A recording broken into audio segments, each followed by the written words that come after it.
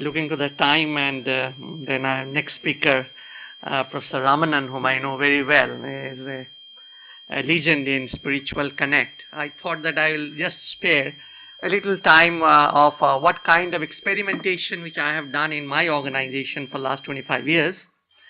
And thanks to DUPSAP, particularly for giving an opportunity to IFFCO to represent in this forum, because we are not known in the corporate world because we are not corporate. We are a cooperative of farmers, and about 1/3 of the Indian population is a partner in our progress. People in NCR region, they know about IFFCO chalk. They said, oh, it's a dreaded chalk, so that's what we are named.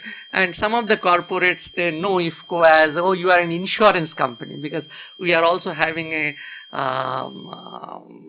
joint venture in the name of IFFCO Tokyo, and they are working for the corporate insurance. So people are aware of that.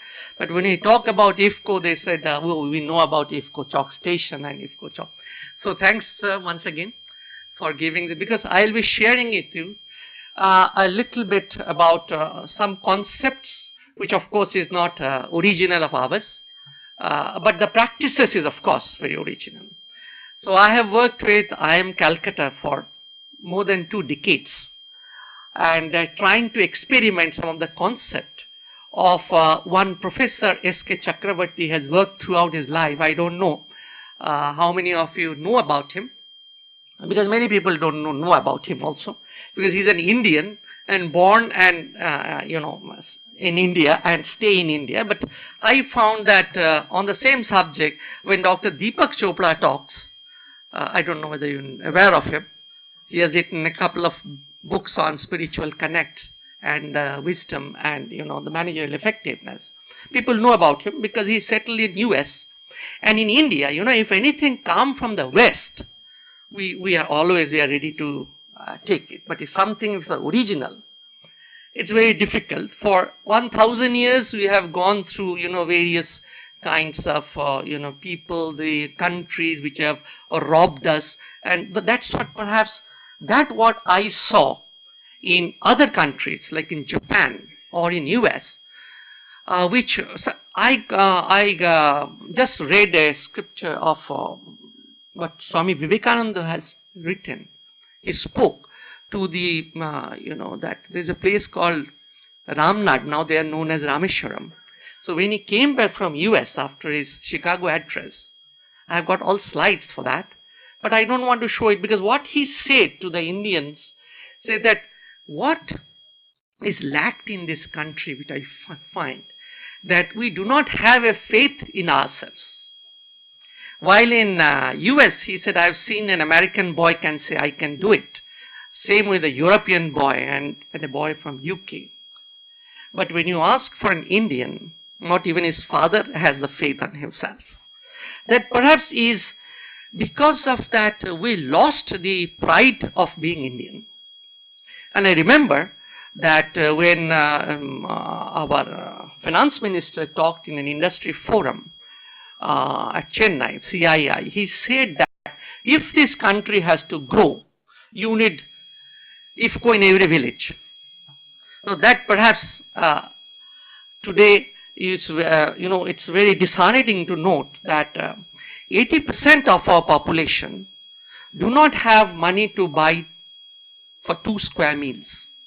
80% of our Indian population, they need food subsidy for the government because they have no money to buy. And I don't know whether you are aware of it, that how much money government of India has earmarked towards the food subsidy of the 80% of the population who do not have 2 square meals.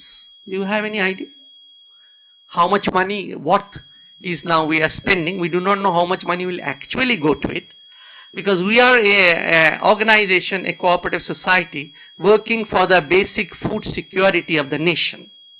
So we are aware of it, that what this country needs, and where is, because today we can say we are self-sufficient in our food. When we were children in 1960s, the food used to come, the food grain used to come from America, known as the PL 480. I think some of your parents may be knowing.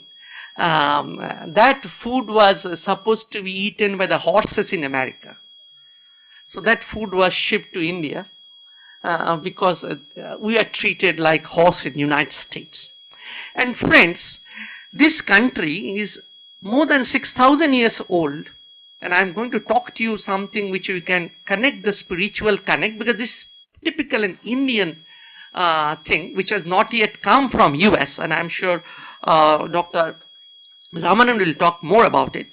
The point is if there is something which we had, which made this country till 200 years back, the world's 30% of the GDP used to be produced by this country. Today we don't produce even 1%. The dollar used to be sell even 50, 60 years back, 1 rupee was traded against $1. And today I'm sure you know about it. So I think there is something has gone very much wrong with the two generations, like us and our parents. I feel very, good to come and share with the group like this, because 45% of the world population in 2025 will be dominated by youths of India. But as you can help us, our generation, our previous generation has miserably failed in developing this country as a whole. If we have to talk about leadership, we have to talk only from the Western world. We have to talk anything about managing resources, we have to talk from the Western world, without understanding that this country has a 6,000 years of civilization. There is something perhaps this country has also given in last so many years. Why not learn something from this East? So when we talk in IFFCO about leadership, we don't talk about Jack Welch, because we know, yes, he has done a great thing. But before that, we try to understand what Lord Buddha has talked, why Japanese has become so successful. What is that, that thing they have, which we cannot have? And once this understanding comes in last 25 years, we are working on spirituality development at workplace to make this our organization as the world's role model. I'm feeling very proud to talk to you that we are the world's largest organization.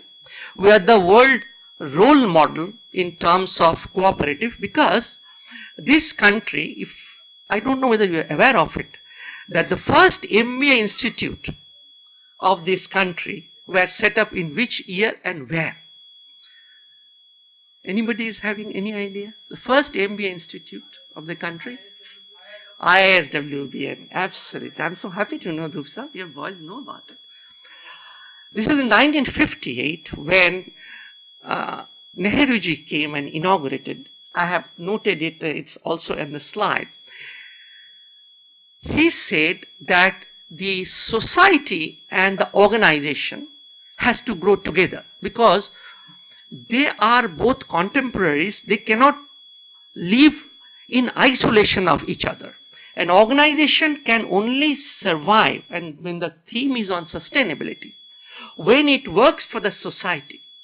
So societal growth and the organizational growth has to grow parallel.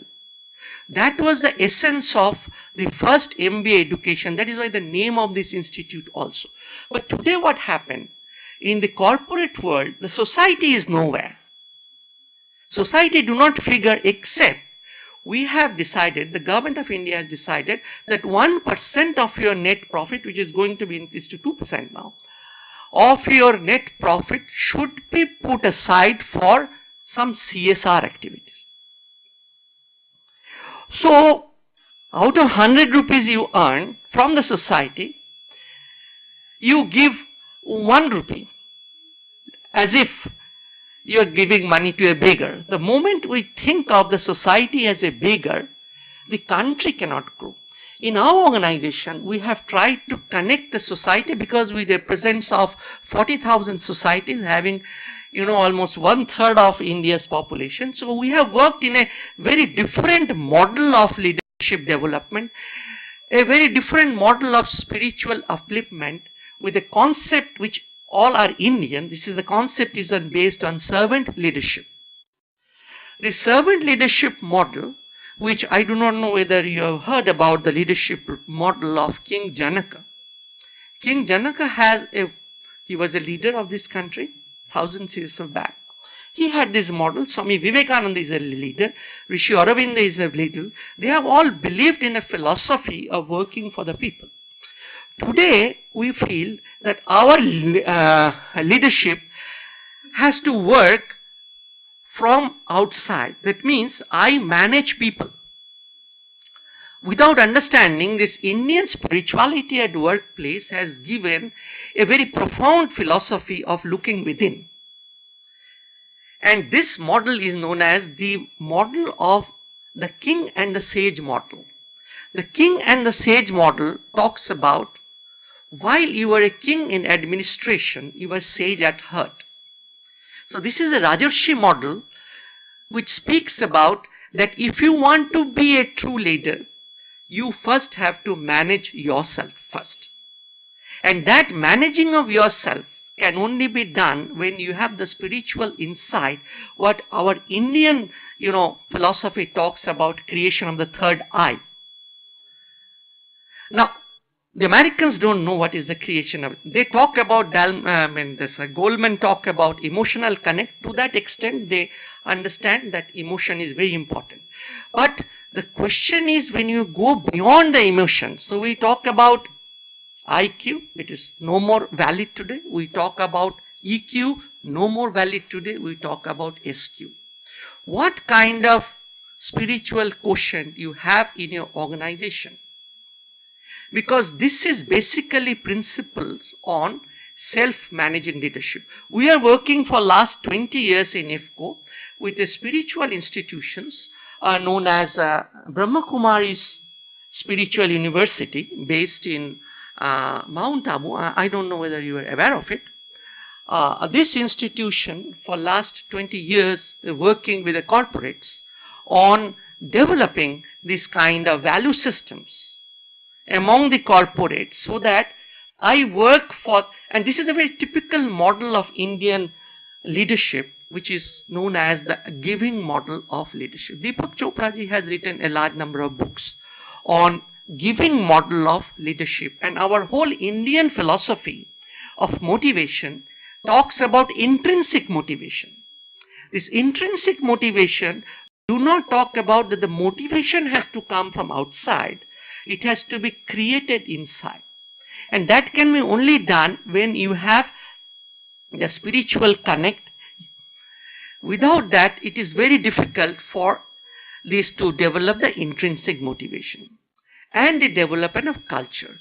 When we talk that why it is important to develop an organization culture based on what we call it human values or the spiritual values and the motivation, the intrinsic motivation, there is a very defined mathematical equations, because all you people know they have all the mathematics. They said that my performance is dependent on three factors, which is one is my ability to perform, my basic ability to perform, which is multiplied by a factor which is known as the intrinsic motivation factor, and the third is how my organization culture supports me.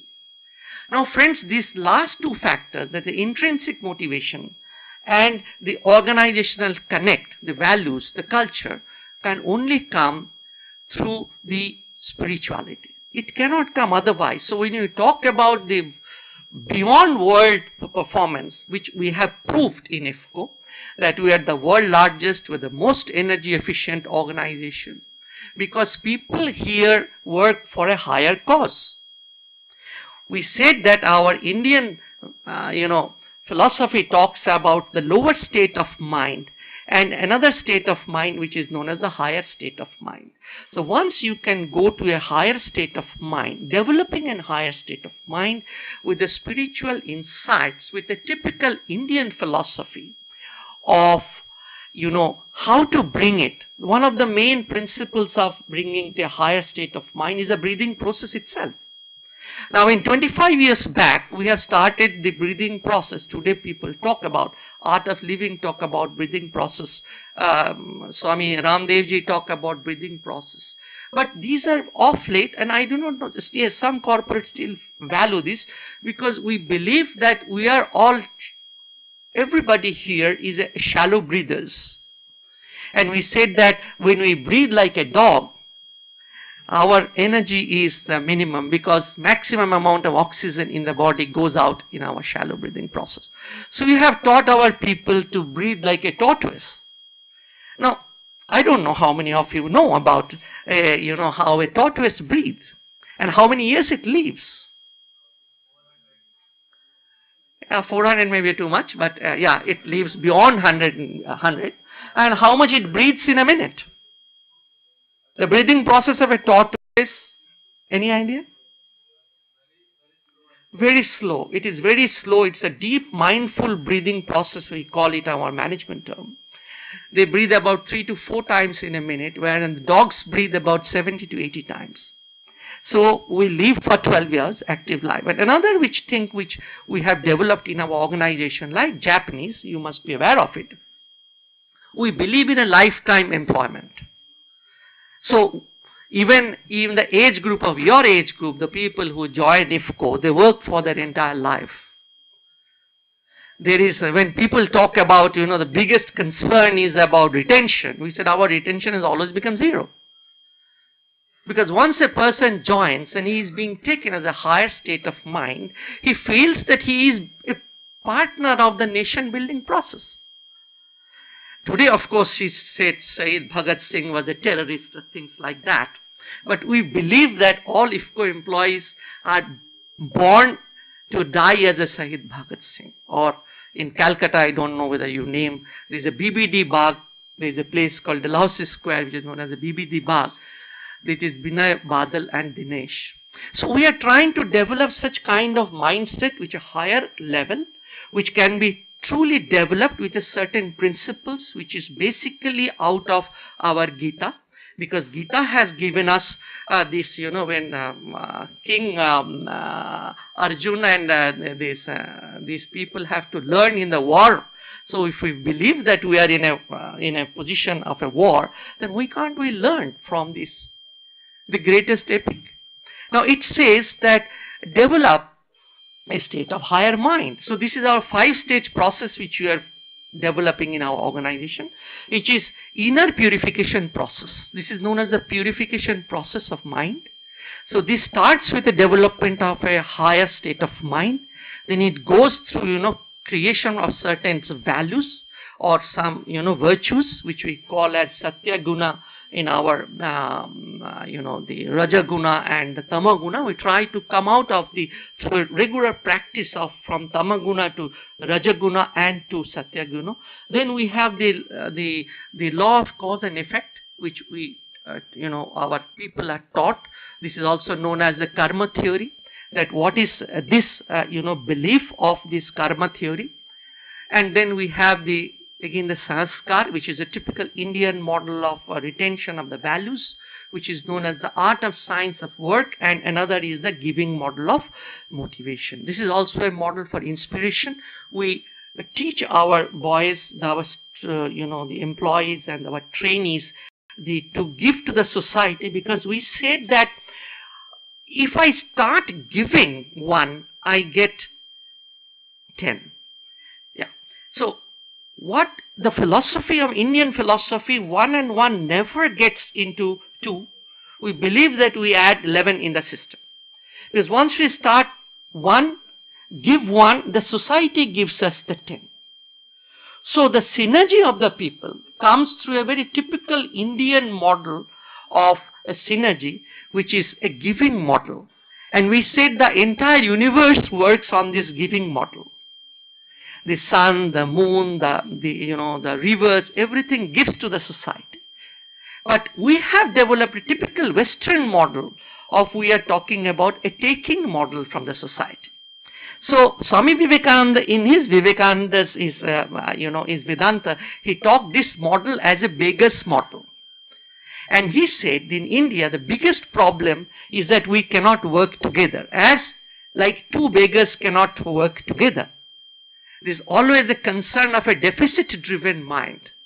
So in our philosophy, we work in a holistic mind, creation of a kind of the fullest the personality development, which is the intellectual, which is the spiritual, the intellectual comes under your, the techniques, the knowledge, and the things where the spirituality comes from the heart, and the value systems. We develop in a holistic personality of all our people. Retention is 100%. Our the employee engagement is over 90%, which today the average worldwide is about 25%, and India is around 30%.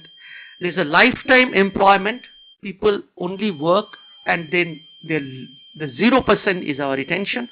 This could be only made possible when you connect people at a more higher level. So somebody, the previous speaker was talking about people go for 1,000 rupees, they'll leave the job. We said in India, we're very fortunate to have our marriages for a lifetime marriages. In America, it is less than 40% now. It comes like that. A small boy can come and tells you, you look as if you are my father. You've given me by birth, because the father is separated, the wife is separated, so the children then don't know each other, they don't know their parents. So why we have to follow this particular model? If our Indian systems and philosophy can give us a lifetime engagement as a husband and wife, the trust, this performance management system is based on the trust building. We do not go for all this, having all these KPAs and this. Suppose after marriage you are an Indian husband and go and give to your wife that this is your KPA, and please you do this kind of things, and then your evaluation will be done on the basis of your KPAs, and your increment will be given by your KPAs. So friends, we can develop this model. We have developed this model. This is very different. I am not telling that it's very easy. It has worked with us in my IFFCO, and it has worked also in my home also. I have tried to give this input to my children. So I can share with you, my daughter used to be one of the first two toppers of the entire CBSC in the whole of India. She was the gold medalist of IIT Kanpur. She was a gold medalist of IIM Ahmedabad. And I believe that when she was in tension, she used to go for Yoga Nidra. Because I taught her from the Bihar school of yoga that how a person in tension, or she used to sleep not more than 3 to 4 hours in a day. So I feel that this is a very profound thing which we have acted in our organization to make it as a world role model. I have worked in now for last 25 years. It is in the top of the world. I have practiced at this my family level also. And I feel that this is the only model in India it can work.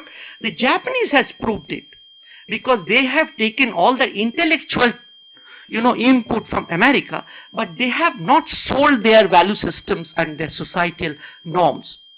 I had been to in Japan several times, and everywhere I found a family restaurant. I said, I've never heard a family restaurant in India. What is this family restaurant? They said, sir, Japanese are having very small houses. They are the biggest houses, not more than 400 square feet. So the parents, the children and the grandchildren cannot stay together. They have to stay separate. But once in a week they must meet. And in these family restaurants, the children get their food of their choice, the father gets the food of their church, and the older generation gets food of their choice. So friends, I want to end here stating that we can build an organization based on an Indian role model. The Indian role model has to be essentially a spiritual model, because for 6,000 years this country has made us, together. Otherwise there is no reason a person from far Tamil Nadu and a person from, Punjab, how they get married also. I sometimes feel that one side the dance model is Bhangra dance. Another side, the dance model is Bharatnatyam. How do they stay together as a husband and wife? This is because of, something which is beyond, the place, beyond the religion and things like that. And we are Indian, we are very happy to share. This model I have practiced in my organization. For last 25 years it is working. based on spirituality at workplace. So you are most welcome to understand the entire process. We don't have to follow Westerns on every aspects of our life. That is our biggest, it hurts me when everything we have to follow the Western model for our Indian management. Thank you very much, friends. A very small input because that pertains to my school, Faculty of Management Studies, University of Delhi, 1954, the oldest school. I'm a product of that. Was it? Delhi is 1954. It started as the Department of Industrial Administration and Business Management. Okay. Later on it became Faculty of Management. 1954. Then I must go and visit what Nehruji has spoken here, because if he has gone all the way to Calcutta, I'm a product of you're a product of. So this I wanted to share because today I do not see this connect between the Indian, the way of living, where the Gurukul system, and I must also share with you, it hurts me. I think you should be aware of it. None of the Indian universities or technical institutions figure in the top 200 universities of the world. You know about it? Even our Ahmedabad, IIT Kanpur, IIT Delhi, they don't figure even in the top 200 leading universities in the world. And secondly, today with the education system, I don't know whether you are aware of it, till about 20 years back, we used to be there is some international, this competition takes place between the students at the school level.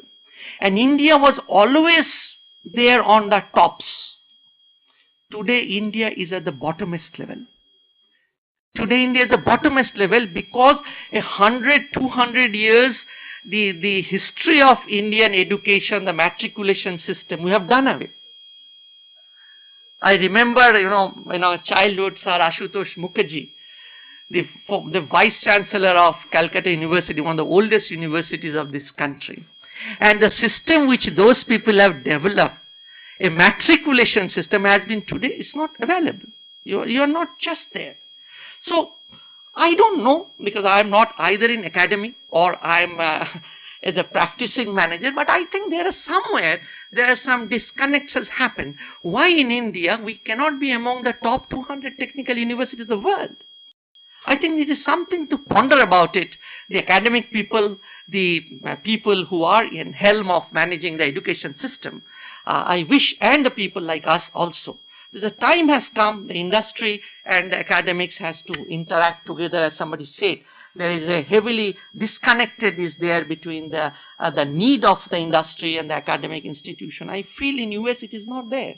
So I believe that, some drastic step is required for re-engineering the entire system in this country so that we can become the top of the world, which we were there, not even 100 years back.